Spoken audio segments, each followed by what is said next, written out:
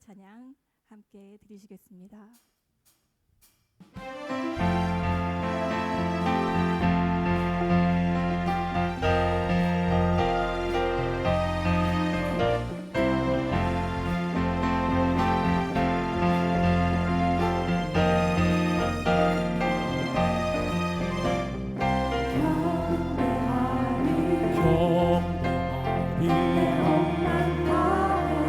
온맘 다해 찬양하리 찬양하리 온 힘 다해 주 찾으리 나 사는 동안 주님의 길을 나 따라가리 주님만을 경배하리 주님만을 찬양하리 찬양받기 합당하신 존귀하신 주만 높이리 무릎 꿇고 주 맞이하리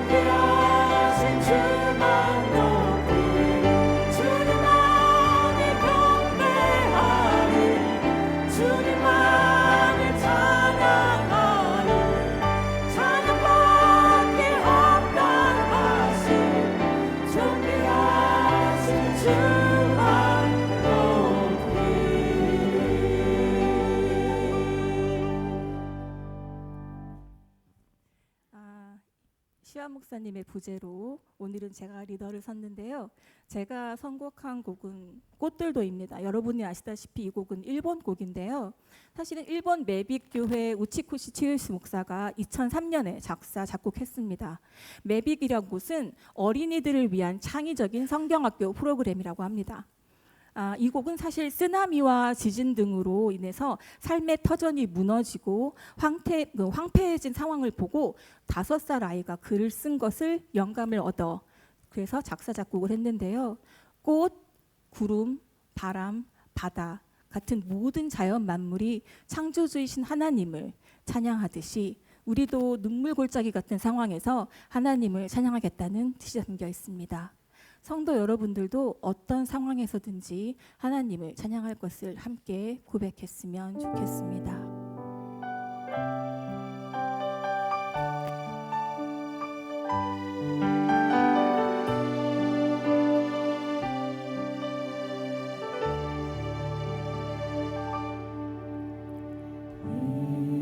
이곳에 생명샘 솟아나 눈물 골짜 지나갈 때에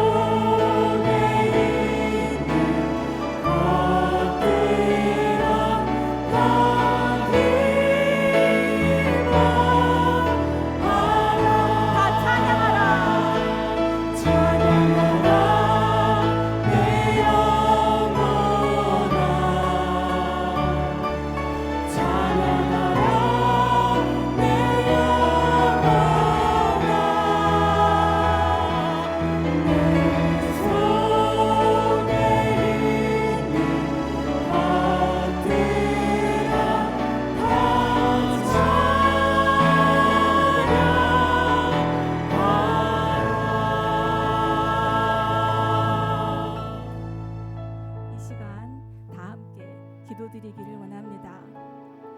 황폐한 땅 가운데에도 꽃을 피우시고 새를 울게 하시는 주님, 절망과 괴로움, 시련으로 황폐한 저희 마음밭에도 다시 생명을 피우시고 회복의 역사를 주시옵소서.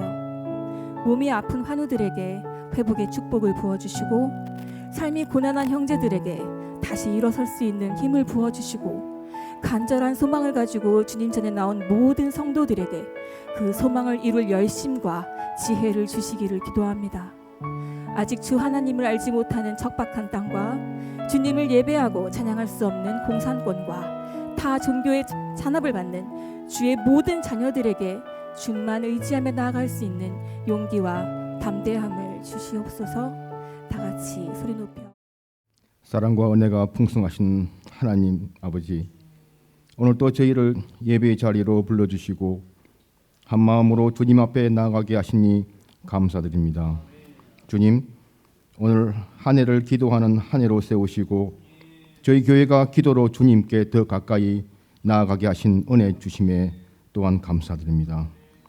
이 시간 저희가 준비하며 참여하는 기도 333 캠페인 위에 주님의 뜻과 인도하심이 함께 하시기를 간절히 원하며 참여하는 모든 성도님들이 이 캠페인을 통해 주님께 더 가까이 가게 하시며 주님의 음성을 듣게 하여 주님을 더 알아가는 시간들이 되게 하여 주시기를 원합니다. 또한 하루의 삶 속에서 짧지만 진실한 기도로 주님을 바라보게 하시고 개인의 기도가 가정의 기도가 되게 하시며 가정의 기도가 교회의 기도가 되게 하여 주시옵소서. 또한 주님, 다가오는 사순절 기간 동안 마을 가운데서 들어질 릴레이 기도를 준비합니다. 예수 그리스도의 십자가와 고난을 깊이 묵상하며 우리의 삶을 다시 주님 앞에 내려놓는 시간이 되게 하여 주시옵소서.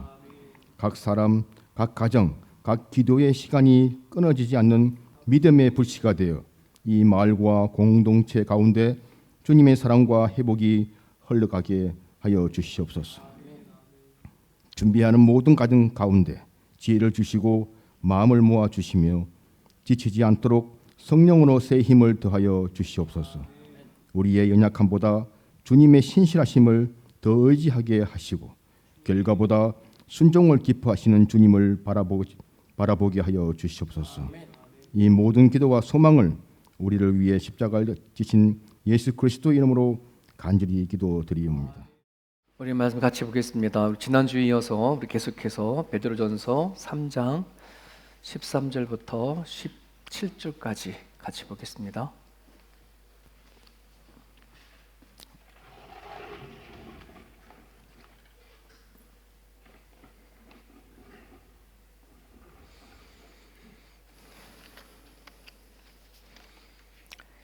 우리 같이 한 목소리 있습니다. 또 너희가 열심으로 선을 행하면 누가 너희를 해하리요?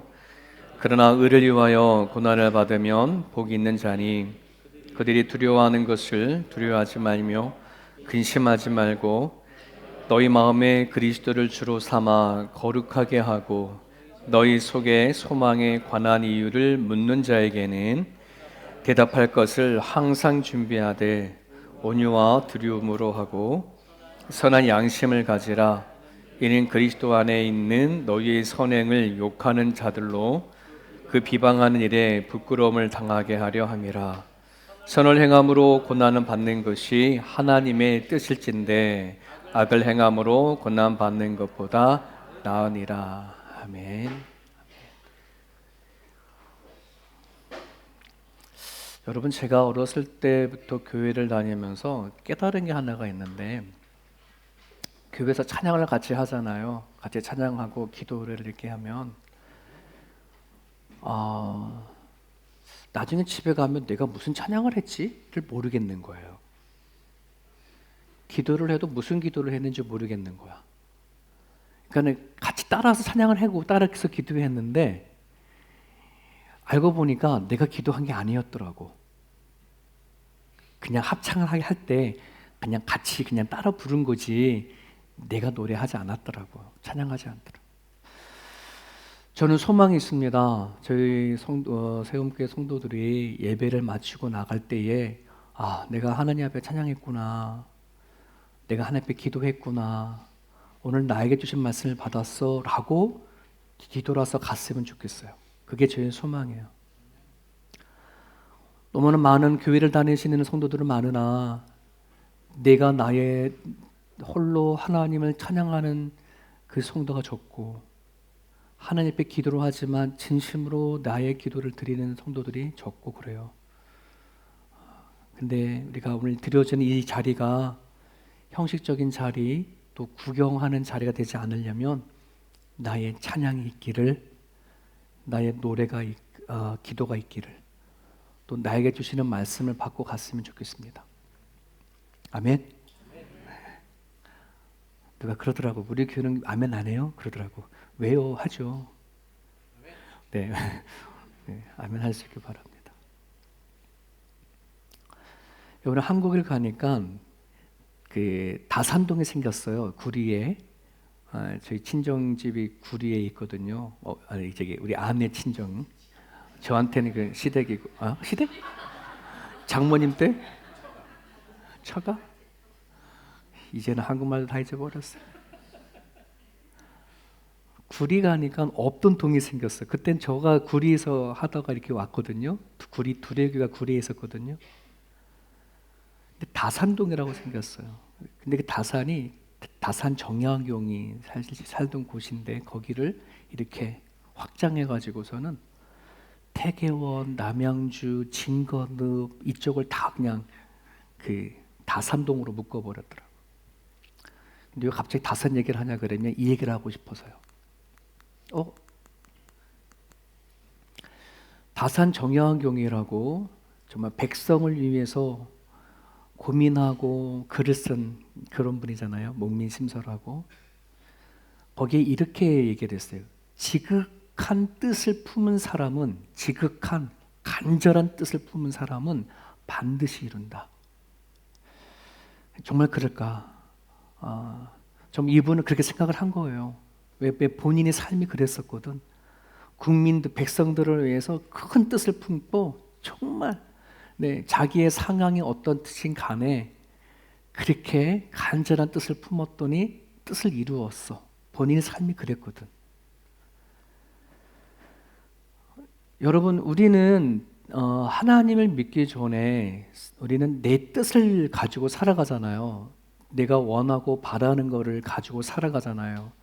그 뜻을 이루기 위해서 내가 가지고 있는 실력과 또 내가 가지고 있는 철학, 내가 가지고 있는 가치관 뭐 이런 거를 가지고 막 힘을 향해 달려갑니다. 근데 이제는 우리는 하나님을 만났으니 하나님 안에서 한 번은 이제 생각을 해야 돼요. 정말 내가 지극히 간절한 뜻을 갖고 달려가는 내 인생에서의 이 뜻이 정말 내 뜻일까? 내가 누구를 위해서 희생하고 누구를 위해서 포기하고 무엇을 위해서 버리는가 하는 부분들이죠. 이게 왜 중요하냐면은 결국 내가 간절히 바라고 잡는 그 뜻이 내 정체성이거든. 그죠? 네. 내가 하나님을 믿고 하나님 앞에 살아가는 내 인생에 과연 하나님의 뜻이 있는가 아니면 여전히 내 뜻을 바라보고 내 철학과 내 간절함을 가지고 살아가는가 하는 그런 부분이거든요. 이 간절함 안에 결국 내 정체성이 담겨져 있다는 거예요. 지금 베드로 전서는 예수님의 수제자라고 하는 베드로가 흩어져 있는 나그네, 흩어져 있는 유대인 크리스찬들에게 편지를 보내는 거예요. 근데 흩어져 있는 유대인 크리스찬들은 이민자들이거든요. 우리처럼 한국에서 태어났지만 호주에 와서 이민을 살아가는 우리들이잖아요. 근데 이민자들이 가지고 있는 특성이 있어요. 그 주류 사회에 잘 들어가지 못하고 주류가 되지 못하는 거. 네. 근데 그나마 우리는 호주로 이민 왔지만 호주가 우리 한인들을 막 핍박하거나 박해하거나 조롱하거나 뭐 인종차별이 있다고 하더라도 그게 간혹 한번 일어나는 이야기지 우리 삶 속에 우리가 생활하기 어려울 정도로 인종차별이 일어나지 않잖아요. 그런데 웬걸 이 흩어진 나그네, 정말 예수 그리스도의 복음을 붙잡고 그 믿음을 붙잡고 살아가는 이 흩어진 나그네의 삶의 주변은 그렇지 않아요.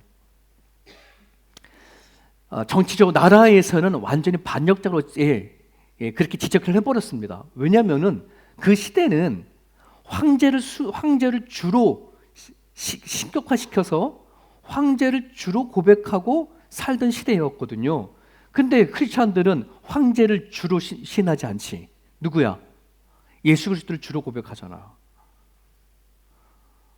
거기서부터 이미 유대인 크리스찬들은 그 나라에서 살아가기가 쉽지 않았던 거예요. 뭐 그것뿐만 아니죠. 예. 그것뿐만 아니라 예수 그리스도를 믿고 살아가는 것 때문에 사회적으로 반사회적인 존재다라고 핍박도 하고 가정을 파괴하는 집단이라고도 얘기도 하고 여러의 신들을 인정하지 않으니 너는 도대체 무슨 신을 믿냐, 무신론자라고 조롱당하고 막 이런 사회였거든. 근데 그것도 아직 나라적으로 완전한 핍박이 시작된 건 아니었어요. 근데 이미 기독교인을 본격적으로 핍박하기 전의 상황이거든요. 그럼에도 불구하고 그 상황 속에 살아가기가 쉽지 않았던 거거든요. 자, 그런 흩어진 나그네를 향해서 베드로는 편지를 보내는 거예요. 상황과 사회적으로 봤었을 때에는 정말 우리는 약자요, 아무것도 아닌 그런 존재일지 모르지만, 아니, 하나님은 너를 그렇게 생각하지 않아. 이 얘기를 하고 싶은 거예요. 세상은 그렇게 보고, 세상은 그렇게 조롱하고, 세상은 그렇게 대접할지 모르지만, 아니, 하나님은 그렇지 않아. 그리고 너 또한 그래. 이런 말이에요. 너는 하나님의 사람이야. 이 얘기를 하고 싶은 거예요. 어떻습니까? 우리가 지금까지 신앙생활에 오고 여기까지 왔는데 정말 내가 하나님의 사람이다, 내가 그리스도인이다라고 하는 정체성이 내한테 확 생겨졌어요? 이것이 있냐 없냐가 너무 중요한 부분들이에요. 지금 우리가 선을 위한 그리스도의 정체성 두 번째를 얘기를 하잖아요. 지난주에 첫 번째가 뭐였어요? 그리스도인 정체성이 뭐예요?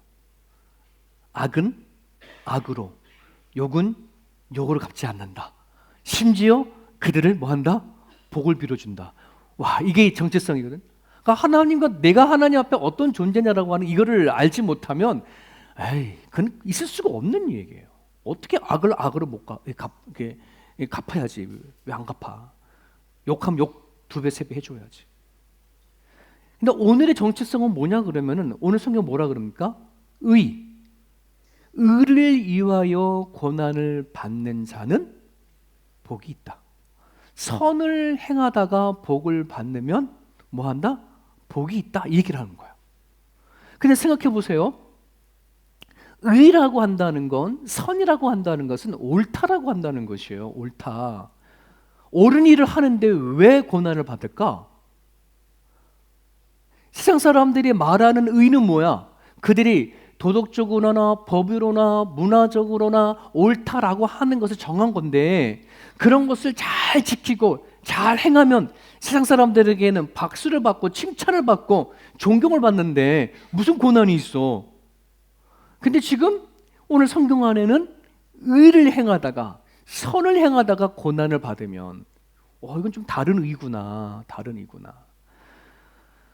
여러분, 이 시대적으로 말하는 옳다라고 하는 것과 성경에서 말하는 의, 이건 달라요.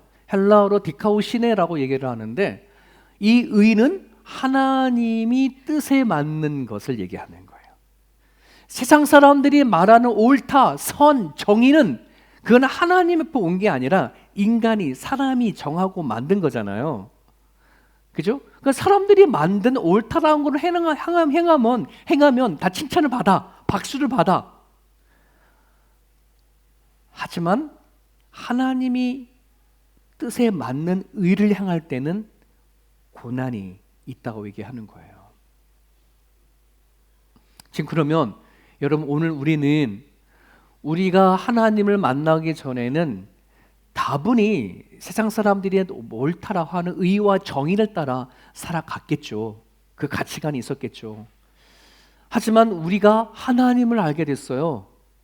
그 하나님이 우리들의 나의 전부요, 내가 살아가는 이유요, 내가 죽은 다음에 내 영혼을 또 거둘 자가 하나님이라고 믿는다 그러면 오늘 내가 이 땅에서 살아가야 하는 삶의 기준은 하나님이어야 되는 것이 맞죠?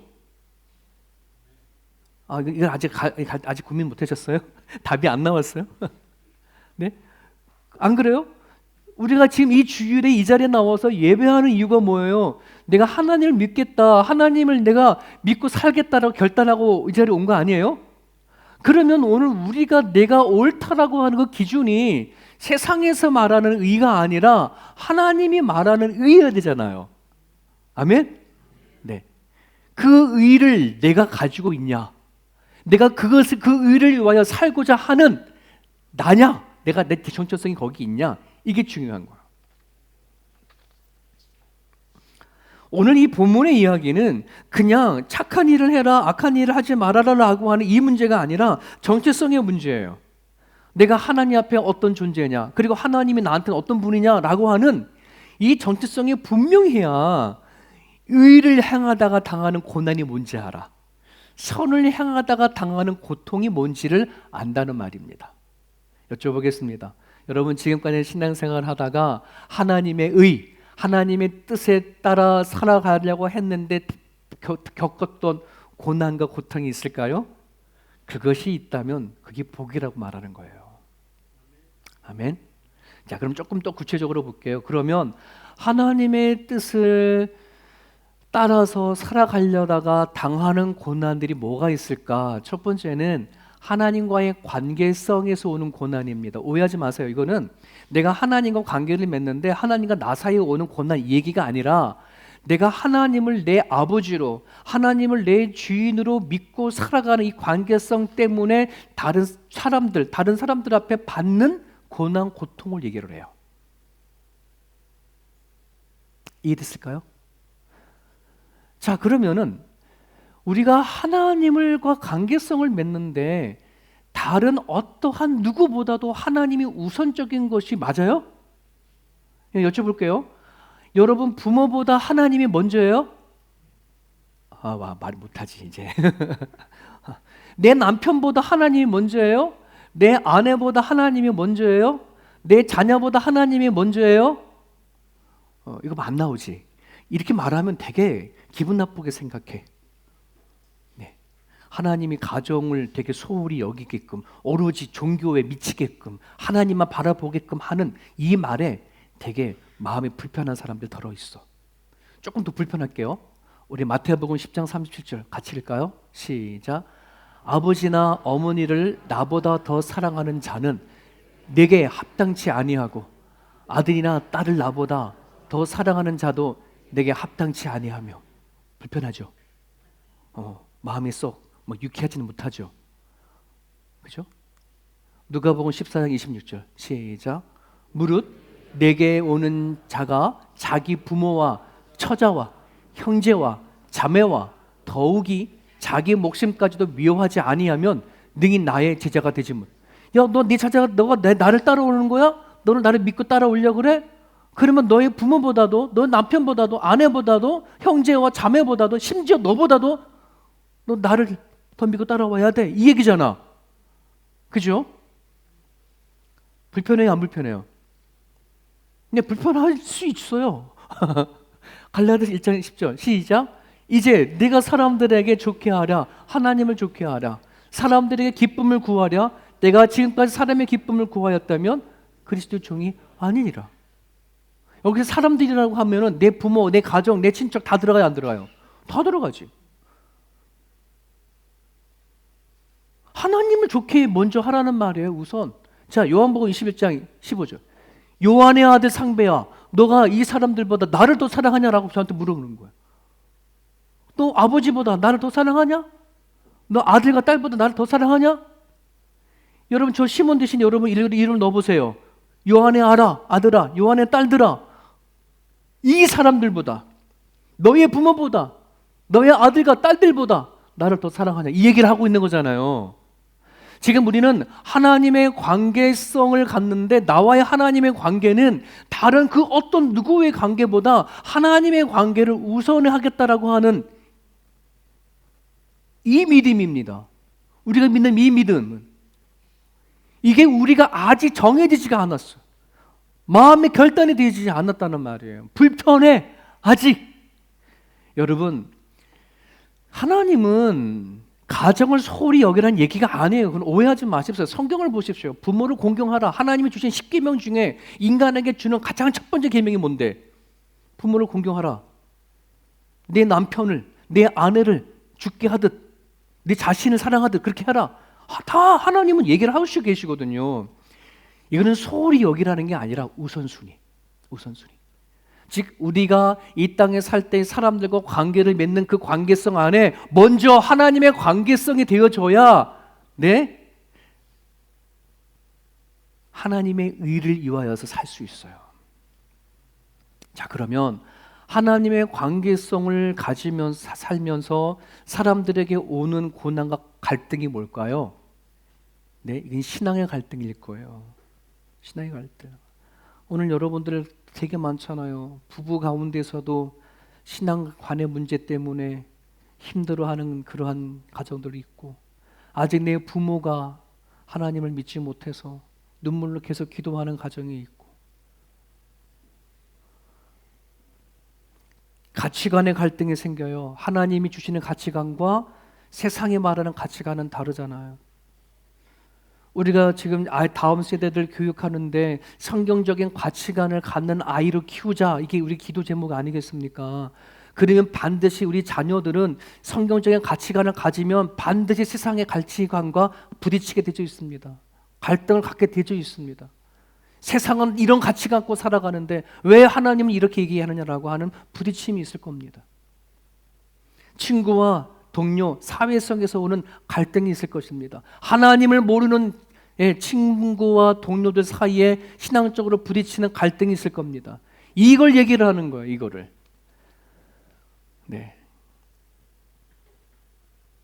하나님의 의를 행하다가 하나님의 말씀과 하나님의 관계성을 가지다가 닥치는 갈등들을 갖는 사람들은 뭐가 있다? 복이 있다.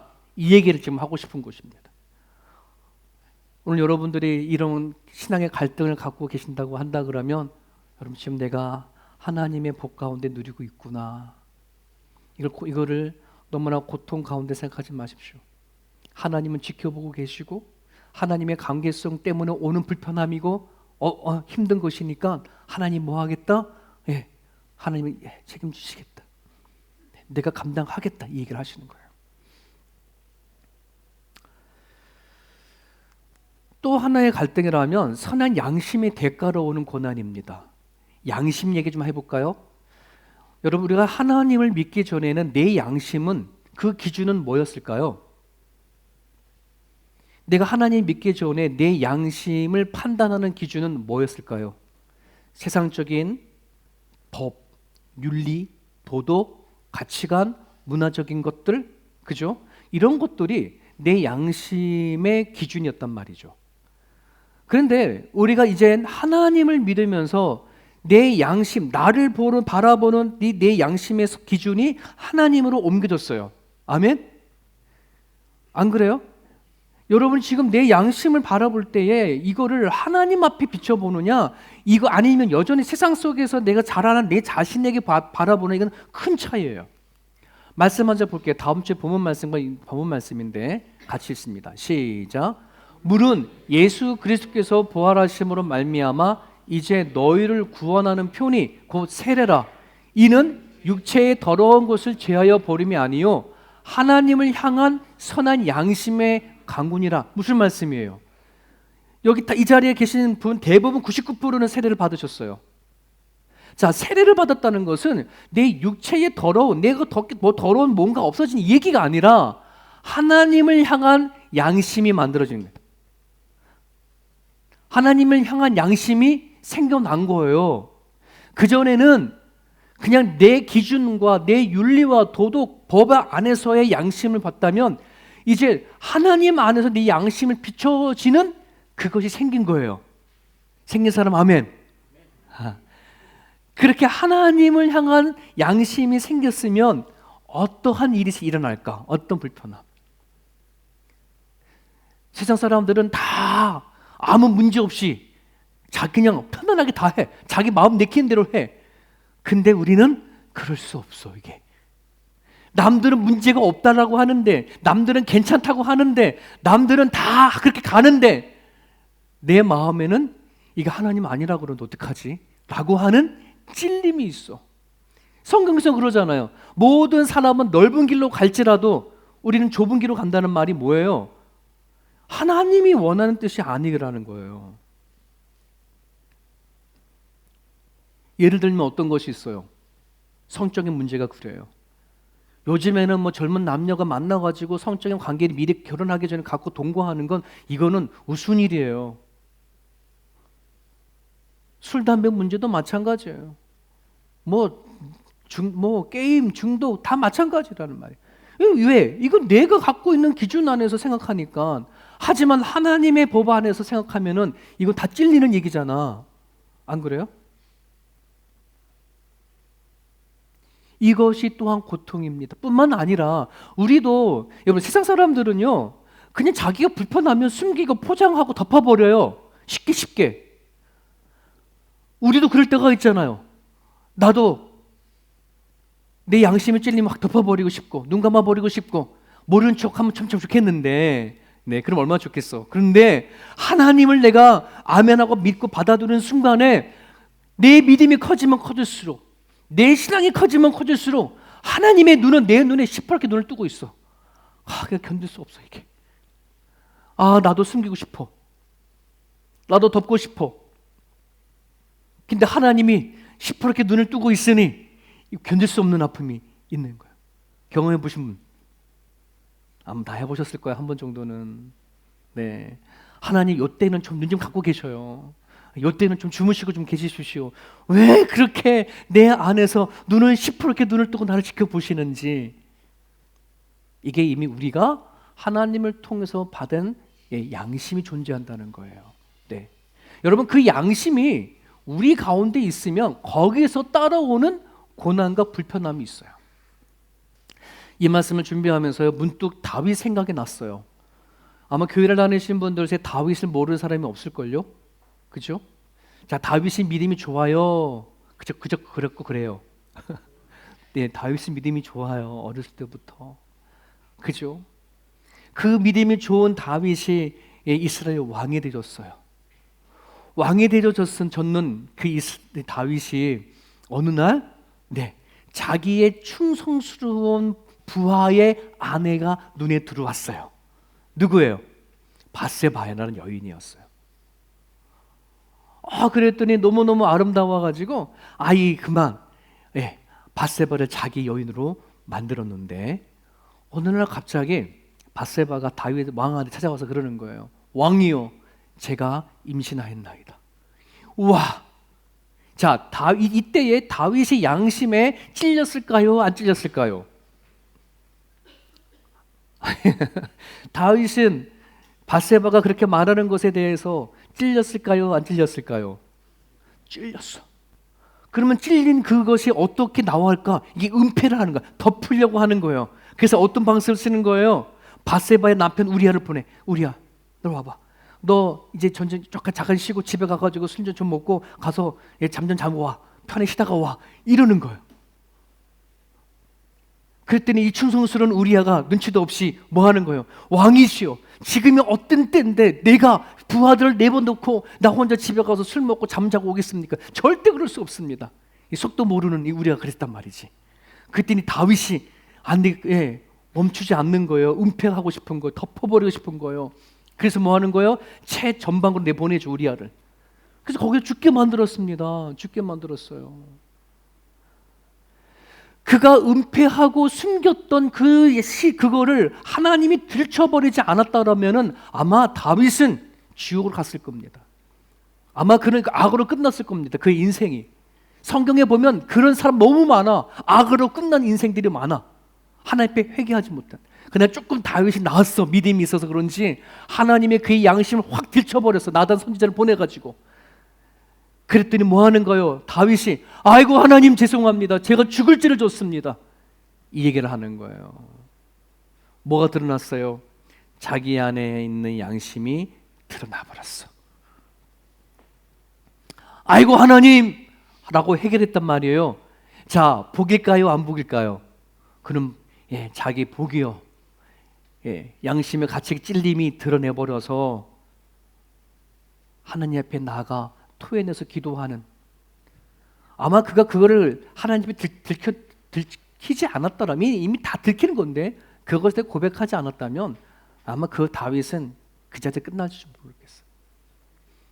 사랑하는 여러분, 하나님 안에서 여러분 마음 안에 들켜지는 것들이 있다면 아멘 하십시오. 그게 복입니다. 여러분이 숨긴다고 감춘다고 감춰지는 게 절대 아닙니다. 네, 여러분들이 마음속에 하나님이 찔리는 것이 있다면 할렐루야 하고 그냥 아이고 죄송합니다. 죽을 죄를 졌습니다 하고 돌이켜지면 복입니다. 근데 그거를 모르면 우린 참으로 잘못 신앙생활을 하고 있지 않나 싶어요. 좀 하나님을 내가 두려워하는 존재냐 이렇게 질문을 할 수가 있어요. 또 하나의 고통이 뭐냐면 저거예요. 아마 우리는 너무나 잘 알 겁니다. 아무든지 나를 따라오려거든 자기를 부인하고, 자기를 부인한다는 말이 뭐예요? 너를 너가 아니라고 생각해, 너를 포기해, 이런 말이거든요. 날마다 제 십자가를 지라. 아무든지 누구든지 자기를, 예수님을 따라가고자 한다 그러면은 자기를 부인하랍니다. 이 얘기는 자기를 나를 내려놓을 수밖에 없는 그 고통이 우리 가운데 존재한다는 거예요. 오늘 이 자리에 있는 모든 분들은 내가 예수를 따라가겠다고 온 자리인 거 맞죠? 예수를 믿고 살겠다고 따라온 거 맞잖아요. 그럼 반드시 그 사람에게는 무엇이 있냐 그러면 나를 포기하고 주를 따라가야 하는 자기 부인이 우리들에게 있게 되어지거든요. 근데 이거 너무너무 쉽지 않아요. 바깥으로 오는 여러 가지 문제라면은 다 내가 나름대로 처리해 나갈 수가 있는데, 내 안에서 일어나는 이 나를 버리고 나를 포기하는 문제는 이거 쉽지가 않아요. 인생을 살면 살수록 이게 정말 어렵다는 걸 깨닫게 되어져요. 성경은 그러잖아요. 난 용서하고 싶지 않은데 용서하라고 하잖아요. 이거 쉽지 않은 그런 아픔이에요. 내 자신의 분노, 세상 하나님을 알지 못한 자기 의를 가지고 살아가는 사람들은 그냥 내가 화를 내면 돼, 분노를 내면 돼, 욕하면 욕을 하면 돼, 누가 뭐라고 하지 않아. 내 안에 일어나는 욕구와 내 안에 일어나는 자존심을 건드리는 문제 앞에서는 내가 발끈 화를 내고 내 표현을 다 하면 그만이야. 안 그래요? 근데 하나님을 믿는 사람들에게는 그럴 수 없어. 하나님의 뜻에 맞는 사람을 가는 사람들에게는 내 안에 있는 욕구를 또 절제를 해야 되고, 내 안에 자존심을 긁는 말이 있다 하더라도 참아내야 하는 그 고통이 따른다는 말입니다. 음란과 탐욕도 마찬가지예요. 내가 인정받고 싶어하는 그 모든 욕구도 마찬가지예요. 세상 사람들은 다 자기 마음 내키는 대로 하면 돼. 근데 우리는 그럴 수가 없잖아. 이것만큼 힘든 게 어디 있어? 이것만큼 어려운 고통이 어디 있어? 바깥에서 오는 고통은 참을 만도 한단 말이에요. 추우면 추운 대로, 더우면 더운 대로 내가 감당할 수 있어요. 하지만 내 마음에서 오는 이 마음의 고통은 내가 포기하고 참아내고 견딘다는 건 이거 어려운 거예요. 성경 그렇게 얘기하는 거예요. 하나님의 의를 따라 살아가려고 하는 사람이 오는 이 자기를 버리는 이 사람들은 복이 있다라고 얘기합니다. 아멘. 하나님을 따라가려면 어쩔 수 없어. 반드시 이 일은 반드시 일어나는 거예요. 왜? 내 안에 있는 죄성이 있거든. 내 자아에 대한 욕구가 있고요. 내 자존심에 대한 이 욕구는 반드시 존재하기 때문에 이거를 뒤로 하고 예수님을 따라간다는 건 쉽지가 않다 이 말입니다.